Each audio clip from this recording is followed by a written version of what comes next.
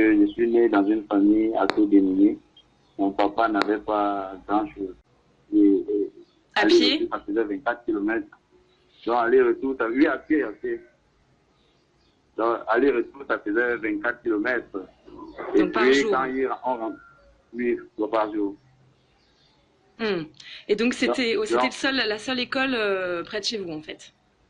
Oui, la seule école dans les environs. Et puis, tous les enfants étaient obligés d'aller dans cette école-là, dans ce lycée. Et vous avez réussi, malgré tout, à continuer à étudier? Oui, j'ai réussi avec beaucoup d'efforts, beaucoup de travail, parce que je me suis dit, malgré ces conditions difficiles, on n'a pas de lumière, on n'a pas la lampe torche, on n'a pas d'argent pour les beignets, c'est-à-dire on n'a pas de bouquet, on n'a même pas le matériel nécessaire. Bon, et le papa se bat comme il peut pour nous envoyer à l'école. Je me suis dit, normalement, ces conditions devaient me décourager, mais j'ai dit, je ne peux pas lâcher ainsi. Si mon père se bat, ça veut dire que je peux faire quelque chose. J'ai donc décidé de transformer cette faiblesse en force. Donc, et vous êtes devenu professeur? Oui, je suis professeur d'espagnol au lycée aujourd'hui et je suis en même temps doctorant à l'université de Yaoundé 1. Donc j'ai fini mon doctorat dans 2 ans. Et vous dites aujourd'hui que c'est important pour vous de montrer aux jeunes qu'on n'est pas condamné à l'échec, même quand on vient d'un milieu social qui n'est pas privilégié. Effectivement, la première information que je passe à mes élèves, c'est qu'on peut sortir du néant pour se hisser au sommet du savoir, au sommet de la bourgeoisie. Parce qu'on est né pauvre, qu'on va demeurer pauvre, chacun construit son destin. Et puis, il faut juste savoir ce que l'on veut et faire avec les moyens du bord. Eh bien, merci Diderot pour ce témoignage d'espoir. Sébastien Lyon, vous voulez réagir? Ouais, je voudrais féliciter Diderot pour son engagement et son courage, parce que c'est vrai que on voit souvent sur le terrain des conditions difficiles, des écoles qui sont loin, des villages, des élèves qui font beaucoup de kilomètres pour aller à l'école, et puis des difficultés qui peuvent s'accumuler aussi. On voit souvent des difficultés pour des élèves qui n'ont pas de quoi se nourrir, par exemple, et qui arrivent à l'école avec le ventre vide, qui peuvent pas se concentrer ou qui ont des troubles de concentration, par exemple. Et je pourrais en citer d'autres comme ça au fur et à mesure des projets qu'on mène nous à l'UNICEF sur le terrain, on en voit tous les jours. Mais par exemple, l'accès à l'eau dans les écoles est une difficulté aussi. Il y a plein de parents qui n'envoient pas leurs enfants à l'école parce qu'il n'y a pas d'eau, parce qu'il n'y a pas de latrine. Et en particulier pour les jeunes filles, elles n'ont pas forcément envie d'aller dans une école où elles ne pourront pas aller aux toilettes. Et tout ça s'accumule, c'est des facteurs cumulatifs, et c'est vraiment une belle preuve de courage que de réussir à aller au bout d'un parcours qui est semé d'embûches comme ça. Et continuer d'aller à l'école. Nous sommes en ligne avec Sadjo à Maroua. Bonjour Sadjo. Oui, bonjour madame. On vous écoute. Allô? Oui, on vous écoute. Vous étudiez l'informatique, je crois. Oui, c'est bien cela, madame. Et alors, à l'école, vous n'avez pas de matériel? Oui, c'est bien cela, madame. Très bien, eh bien, donc vous n'avez pas de matériel. On vous demande, je crois même à l'école, d'acheter votre propre ordinateur, ce qui n'est pas possible. Merci pour ce témoignage, Sadjo. Éric Charbonnier, est-ce que vous voulez réagir? Comment faire effectivement quand on ne peut pas investir dans du matériel Oui, c'est un des problèmes supplémentaires. C'est pas forcément le problème qu'il y a en France, mais c'est un problème qu'on retrouve dans beaucoup de pays en voie de développement. Il faut des matériels efficaces, mais il faut aussi des personnels. J'insiste sur la notion, un système d'éducation ne peut pas être bon si ses enseignants ne sont pas soudés, des équipes pédagogiques soudées, un chef d'établissement qui travaille en harmonie avec eux. Ce sont des facteurs aussi qui vont aider à soutenir et à compenser des difficultés. On a l'idée aussi d'un héritage culturel qui ne serait pas du coup transmis ou moins transmis à certains enfants. Ça, vous le retrouvez? L'émancipation que doit apporter l'école, c'est justement de donner aux enfants quelque chose qui ne se repose pas sur un héritage culturel, sans quoi on fait une école qui est inégalitaire dès le départ. Mais là où je suis d'accord avec M. Charbonnier, ce qui est très important, c'est que les enseignants soient très bien formés, tant sur les contenus que sur les techniques de transmission. Et moi, j'ai bénéficié de 3 années d'école normale, et aujourd'hui, on donne des classes aux jeunes avant même d'avoir commencé la formation professionnelle. C'est-à-dire, ils n'ont que 6 mois de formation professionnel, c'est-à-dire un mi-temps sur une année, et ils ont dès le départ la classe, avant même d'avoir commencé cette formation. C'est ça qui ne va pas, parce que ce qui est le plus important, c'est que les enseignants aient des compétences professionnelles pour enseigner, et ça ne s'invente pas. Un problème de formation, Sébastien Lyon? Oui, c'est vrai, on le constate dans de nombreux pays. La formation du corps professoral et de toute l'administration aussi qu'il faut pour faire tourner un système éducatif, c'est souvent un point clé.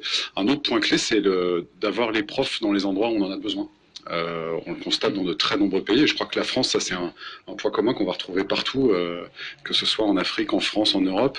Avoir des enseignants formés, qualifiés dans les endroits où on en a le plus besoin, c'est un problème qu'on retrouve dans beaucoup de pays. Moi je rentre du Mali là, donc j'étais heureux de voir que vous avez plusieurs auditeurs à Bamako qui nous écoutent. Et c'est un des problèmes aujourd'hui. Comment on fait pour envoyer des enseignants formés dans le nord du pays qui est en proie à une crise très forte? Il y a beaucoup d'écoles qui sont fermées. Les enseignants veulent, à juste titre, pas forcément être travailler dans des conditions de sécurité difficiles. Donc ça, c'est simplement un exemple. Mais tout ça pour dire que voilà, des professeurs formés dans les endroits où on en a besoin, c'est une problématique qu'on retrouve partout. Et pour revenir à cette idée d'héritage culturel, on sait par exemple qu'un enfant à qui les parents lisent un livre, ne serait-ce qu'une fois par semaine, a de meilleures performances ensuite en français. Éric Charbonnier. Oui, c'est un des résultats. Le rôle des parents est fondamental. C'est pour ça qu'il faut la réussite dans les écoles défavorisées. C'est aussi des partenariats avec les municipalités, avec les missions locales, pour sensibiliser les parents à l'importance de l'école. Il y a beaucoup de parents dans ces milieux-là qui ont peur de l'école, qui ont peur d'y aller, qui n'arrivent pas à avoir d'interlocuteurs et ça nuit au débat. Et ce qu'on voit en effet, quand les parents sont impliqués, quand ils lisent des histoires à leurs enfants, quand ils peuvent leur donner justement la confiance ou l'envie d'aller à l'école, ça a un impact indéniable sur la performance. Vous retrouvez, Véronique Descaires, cette distance des parents, de certains parents par rapport à l'école? Je pense que c'est la tâche de l'école de faire que les parents viennent à nous. C'est-à-dire qu'ils ne viendront pas tous par la même porte, ni par le même chemin, mais ça fait partie du travail de l'enseignant que de recevoir les parents, que de faire des réunions, mais aussi des fêtes, mais aussi des moments conviviaux. Enfin, il faut multiplier les portes d'entrée pour que tout le monde puisse venir à l'école et pour que tout le monde puisse faire un petit pas vers nous. Il faut que nous, on fasse un petit pas vers eux. Mais ça ne change pas le problème, par exemple, d'accès à la lecture, de donner le goût de la lecture? Si, ça change, parce que moi, quand j'ai eu des élèves qui habitaient en bidonville, pendant plusieurs années, on a eu un grand nombre d'élèves d'origine rome qui habitaient en bidonville. Nous, on a fait le choix d'aller rencontrer les parents dans le bidonville. Il faut sortir de l'école pour aller à leur rencontre. Et d'aller leur apporter les cahiers de leurs enfants pour qu'ils les voient. Enfin, même un parent non lecteur peut voir que le cahier de son enfant est bien tenu. Pour impliquer les parents. Comment lutter contre le déterminisme social qui s'invite à l'école et ne veut plus la quitter? En quoi les conditions sociales peuvent-elles être un frein à l'apprentissage? Ou quand la pauvreté se mue en fatalité qui pèse sur la vie de l'enfant? Et l'échec à l'école n'en est qu'un des symptômes, parmi d'autres la faim, un mauvais état de santé, le mal logement et j'en passe. Alors comment lutter? Que faire pour rendre l'école plus juste en France et ailleurs? Nous en parlons avec Éric Charbonnier, expert éducation au sein de l'OCDE. Reportage. À 16 ans, Anaë vient tout juste de passer son bac. Lycéenne à Chelles, en banlieue parisienne, elle étudie l'année prochaine à Sciences Po, école prestigieuse française de sciences sociales. Elle est passée par ce qu'on appelle une convention d'éducation prioritaire, une procédure lancée en 2001 qui s'adresse aux lycéens des quartiers populaires pour diversifier le profil des étudiants de Sciences Po. Alors en lieu et place du traditionnel concours, Anaë a dû préparer une revue de presse et passer 2 oraux. Alors pour s'entraîner, elle a été accompagnée toute l'année par Raphaël, elle étudiante en master déjà à Sciences Po, qui a été sa marraine au sein de l'association Ambition Campus, une association qui vient en aide à des lycéens de milieux défavorisés. Toutes les deux sont restées unies jusqu'à l'annonce des résultats.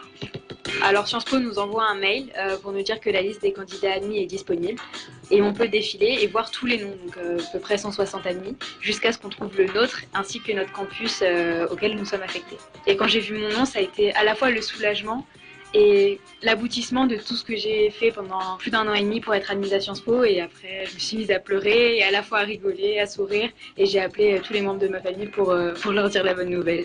Et j'ai été très heureuse d'avoir un SMS dans les minutes qui ont suivi parce que je regardais ça de près. Donc j'étais ravie aussi d'avoir ce message comme quoi t'étais prise, t'étais très contente et il y avait des points d'exclamation partout. Et c'est vrai que ce qui est vraiment qui est génial avec Ambition Campus, c'est qu'en créant cette relation, on aide vraiment aussi sur le dossier de motivation. J'ai eu l'impression que en plus de pouvoir relire des questions de motivation, etc., vu qu'on discute beaucoup, on fait les liens, on fait des passerelles. Et par exemple, je vois qu'avec Anaë, quand on a creusé pour savoir d'où venait son intérêt aussi pour les États-Unis, ça s'est très vite lié aussi à ton identité, tes origines et le fait notamment que tu aies des origines antillaises et qui permet aussi finalement, qui t'a permis, je pense, le jour de l'oral, d'arriver avec ce fil, ce lien qui a pu plaire au jury aussi, de comprendre la cohérence du parcours et du projet. À partir de quel moment tu t'es sentie légitime à préparer ce concours?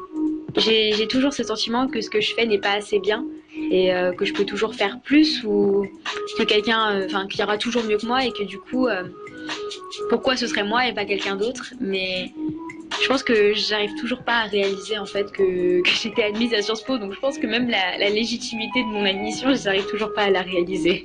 Et tu penses que le fait de pas te sentir légitime, c'est lié à ton caractère personnel ou c'est lié plus généralement au milieu dont tu viens? Je pense que c'est plus lié à mon caractère personnel. J'ai toujours eu cette tendance à très peu croire en moi. Après, je pense quand même il y a cette petite part de... On vient des CEP et pour certains, les procédures CEP, on mérite pas notre place. Même, on a pu avoir dans notre lycée le témoignage d'un ancien élève qui était issu de la première promotion, qui nous disait, quand je suis rentrée à Sciences Po, donc c'était il y a 9 ans, il y a un prof qui lui a dit « Pour moi, de toute façon, vous volez la place de ceux qui passent le concours par examen. » Et justement, à la fin de sa première année, ce prof est revenu vers lui pour lui dire « Bah justement, vous m'avez fait changer d'avis sur les CEP. » Et c'est ça le but en fait, de montrer que même si on vient d'une procédure différente, notre place se vaut. Anaë, t'as l'impression justement d'avoir découvert un peu en quelque sorte ce monde des grandes écoles, de Sciences Po, des hautes études, grâce à Ambition Campus ou même... Ou est-ce que c'est des choses dont on te parlait au lycée ou est-ce que tu as vraiment découvert ça parce que toi tu t'y es intéressée? Alors il faut savoir que cette année dans mon lycée on a été un peu poussés dans le bain mais sans bruit, sans rien. Et du coup au final on s'est retrouvés un peu tous livrés à nous-mêmes. Pendant une petite heure, on nous a parlé, on nous a dit « Bon alors déjà toutes les licences à Paris vous les mettez pas parce que vous ne les aurez pas, ces licences-là c'est sélectif, vous les aurez pas, ça c'est sur tirage au sort, vous l'aurez pas. » Et donc au final on s'est retrouvés avec les élèves de ma classe, dont certains qui tentaient de passer Sciences Po, à se regarder et se dire « Mais en fait on va rien faire de notre vie vu que on n'est pas dans la bonne académie, donc on n'aura jamais l'université, la licence qu'on veut. » Et après les grandes écoles, on nous en parle très peu. Donc au final, on se retrouve un peu enclavé dans notre bulle un peu de zone d'éducation prioritaire sans avoir la possibilité de partir et d'aller dans quelque chose qui pourrait plus nous plaire que ce qu'on nous propose. Moi, je rejoins totalement Anaïs parce qu'en fait, moi j'étais au collège en banlieue parisienne et je suis rentrée après au lycée à Condorcet, qui est un lycée plutôt bien classé à Paris. Étudier à Paris, c'est pas les mêmes opportunités, c'est pas les mêmes professeurs qui enseignent, c'est pas les mêmes exigences académiques toujours. On pousse pas les étudiants vers les mêmes choses. À Condorcet, on m'a toujours poussé vers les prépas, vers les grandes écoles. On était une minorité à partir à l'université. Je regarde des gens que je connais qui sont restés en banlieue, c'est plutôt l'inverse. Ils sont plutôt partis vers la fac. Tu te souviens ce que tu as pensé la première fois que tu as entendu parler de Sciences Po ou quand tu as commencé à t'intéresser à cette école? Je me souviens que je me disais, mais c'est une très grande école, il y a des présidents, des ministres et même parfois des humoristes qui viennent de Sciences Po. Et justement, je me disais, mais c'est pas possible, ça pourra jamais être moi. Et on a même pu, cette année, avec d'autres élèves qui préparaient Sciences Po dans mon lycée, avoir des remarques comme quoi, non mais de toute façon, Sciences Po, vous l'aurez jamais, ça sert à rien de l'essayer, vous l'aurez pas. Dans sa vie, comment vous réagissez à l'écoute de ce reportage? Écoutez, moi, je crois qu'il y a une formidable énergie de ces jeunes et ils sont face souvent à un mur qui est l'institution, qui les décourage, qui leur donne pas forcément de réponse par rapport à des ambitions qu'ils peuvent avoir. Et en fait, cette énergie, elle finit toujours par gagner. Il faut accompagner les jeunes et leur donner la possibilité. Il y a un mot qui a été prononcé dans le témoignage, c'est passerelle. Nous, on constate qu'il faut construire ces passerelles pour des enfants ou des jeunes qui n'ont pas eu la chance d'aller à l'école, pouvoir leur donner la capacité à apprendre à lire et à écrire par des systèmes de passerelles qui les raccrochent ensuite à l'éducation normale. Et là aussi, des accès aux filières d'excellence, c'est tout à fait possible. Ça enrichit vraiment les autres jeunes qui sont au contact de ces personnes. Il faut ouvrir ces passerelles. Et on voit aussi là que c'est une association qui peut jouer le rôle de passerelle, en tout cas accompagner Anaï dans son parcours. Pourquoi a-t-on besoin des associations pour ça, Véronique Decker? Parce qu'on a besoin de passerelles parce qu'il y a un fossé. Voilà, c'est ça qu'il faut dire. C'est-à-dire, et que le fossé, il est de plus en plus profond, il est de plus en plus grave, il est de plus en plus lourd, et que pour des enfants qui sont scolarisés en banlieue, par exemple, l'absence de remplaçants en Seine-Saint-Denis fait que les associations de parents d'élèves estiment qu'un enfant qui est éduqué dans l'école publique de Seine-Saint-Denis perd plus d'une année d'études en absence non remplacée. Donc, moi, il y a quelques années, j'ai une mère d'élève, elle a dû monter sur le toit de l'école. Oui, vous tapez sur Internet, une maman sur le toit, vous la retrouverez. Elle est montée sur le toit de l'école parce que ça faisait 1 mois que sa fille qui était en CM2 n'avait plus classe.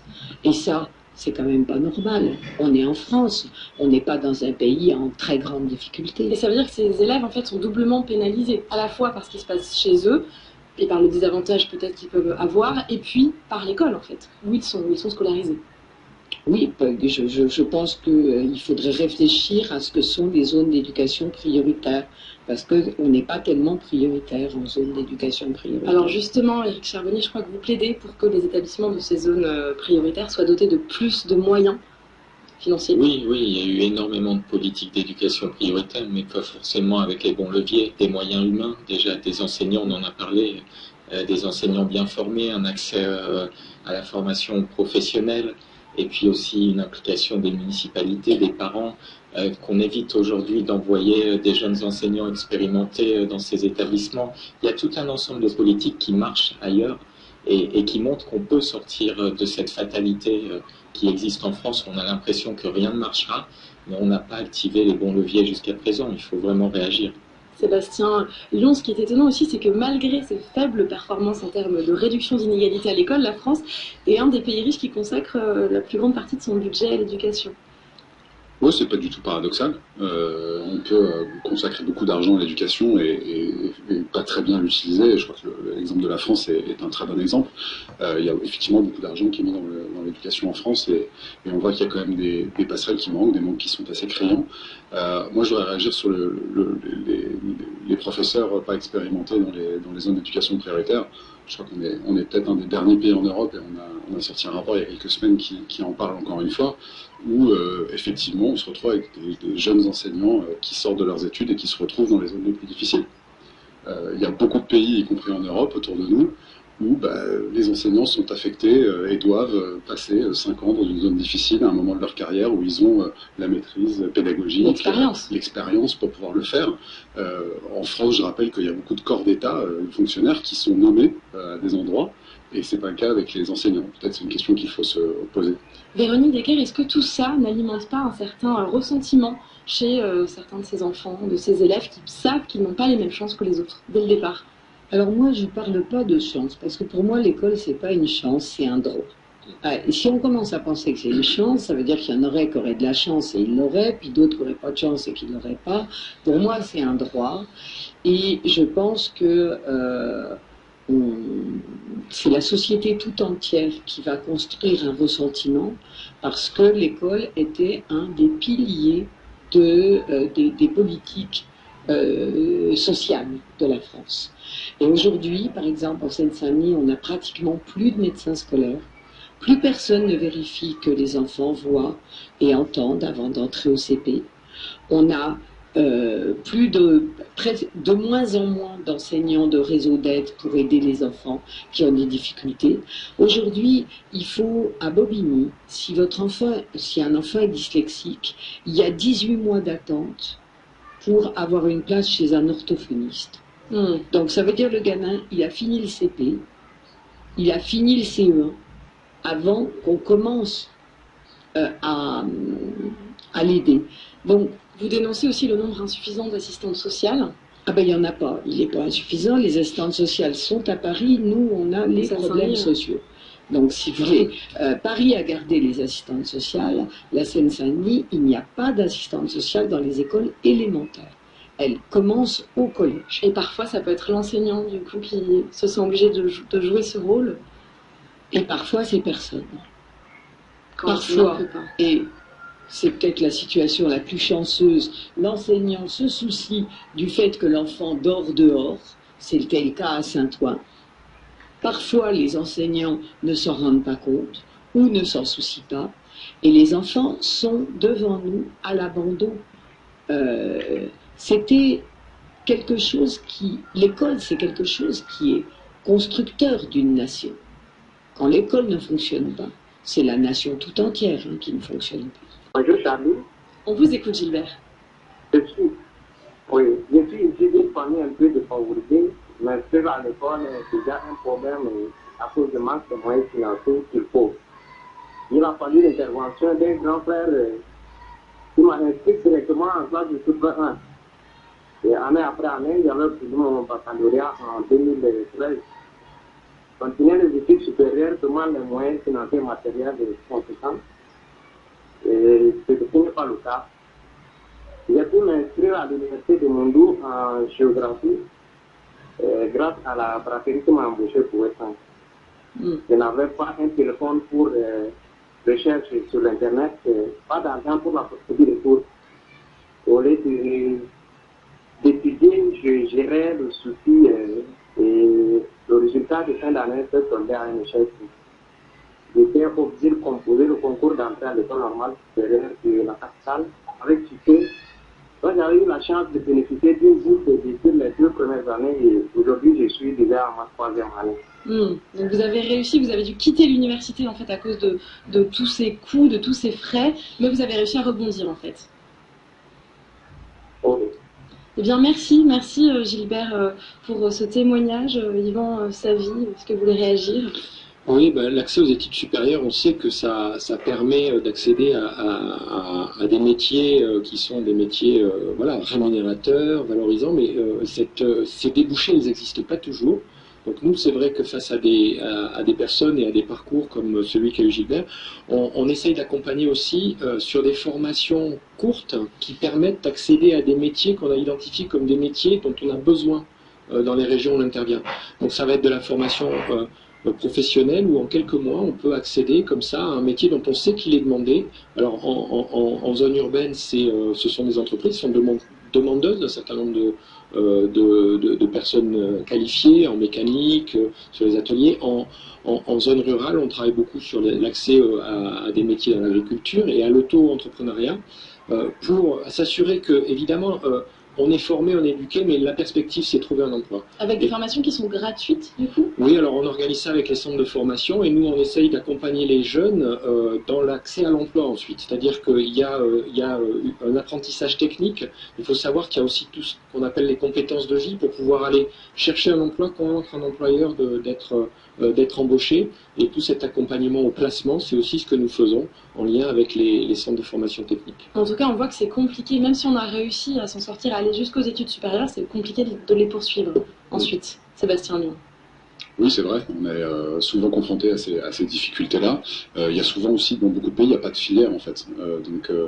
Et là, on assiste souvent à un phénomène qui est très classique, c'est que pour ceux qui peuvent et qui ont les moyens, ils s'expatrient pour aller continuer leurs études, soit dans la grande ville de la région qui permet de continuer, soit carrément en Europe par exemple.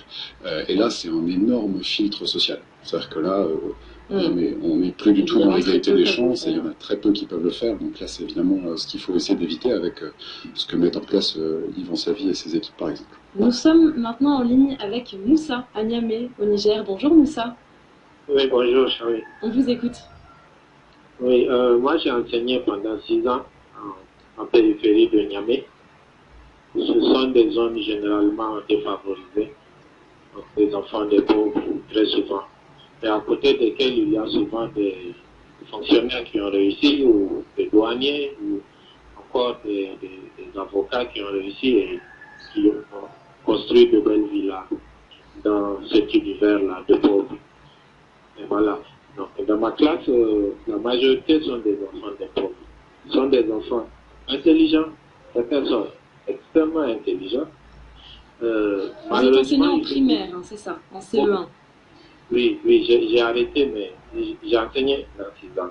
Donc, il se trouve que au Niger, du fait des perlés des enseignants et des élèves, on n'arrive pas à finir l'année, les programmes chaque année. Donc, les enfants passent en classe supérieure avec des lacunes qui n'avaient pas les prérequis qu'il fallait pour recevoir les nouveaux enseignements. Ceux qui ont les moyens arrivent toujours à prendre des répétiteurs pour corriger ces lacunes des enfants pendant les vacances et pendant l'année scolaire. Comme des professeurs particuliers, en fait, pour les accompagner. Oui, des répétiteurs, on les appelle. Ils viennent 2 ou 3 fois par semaine à la maison. Ils font le diagnostic et ils prennent 1 ou 2 mois pour aider l'enfant à avoir le niveau. Malheureusement, les enfants des pauvres n'ont pas cette chance puisque les parents n'ont pas les moyens. À peine certains arrivent à avoir le cahier de leçons, le cahier de devoirs, puisqu'il faut le payer pendant longtemps à Niamey. Ou même le Big Deal. C'est l'enseignant même quand il trouve que l'enfant, il lui donne tout ça là à l'école. Et ce que vous dites, Moussa, c'est aussi que vos meilleurs élèves n'étaient pas forcément tout le temps des enfants de riches, pour schématiser. Justement, j'en arrive, c'est ça l'objet de mon témoignage, parce que bizarrement, ou je ne sais pas, paradoxalement, il se trouve à chaque année, pendant les 6 ans que j'ai enseigné, parmi les premiers, il y a toujours 2 ou 3 enfants de pauvres qui sont premiers, deuxième ou même troisième.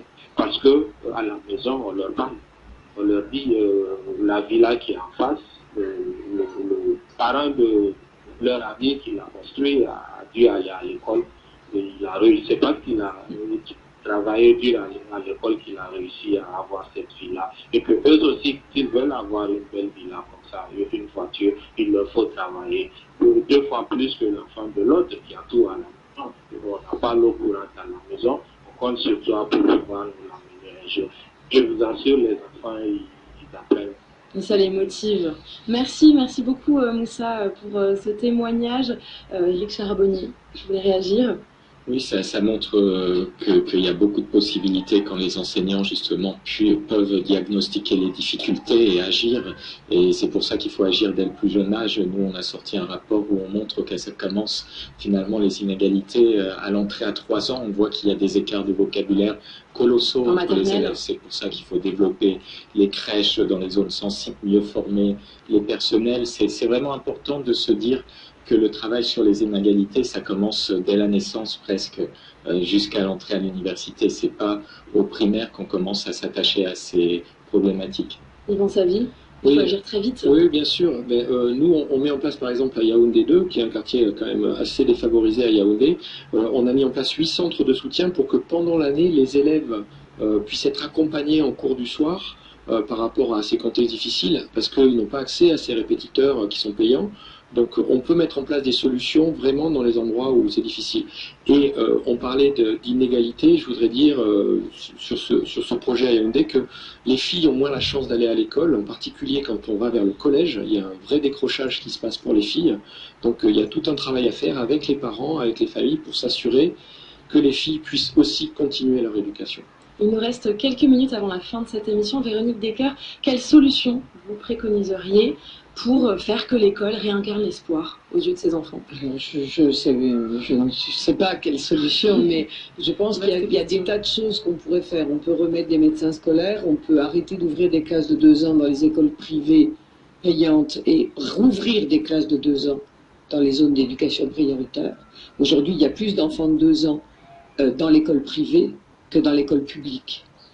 On peut remettre de la formation aux enseignants. On peut remettre du contrat social avec les familles.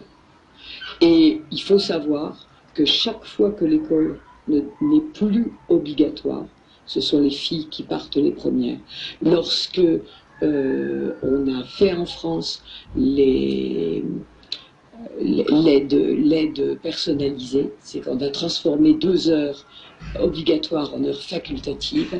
Au bout de 2 ans, l'étude faite sur la Seine-Saint-Denis prouvait que 71% des enfants qui fréquentaient étaient des garçons.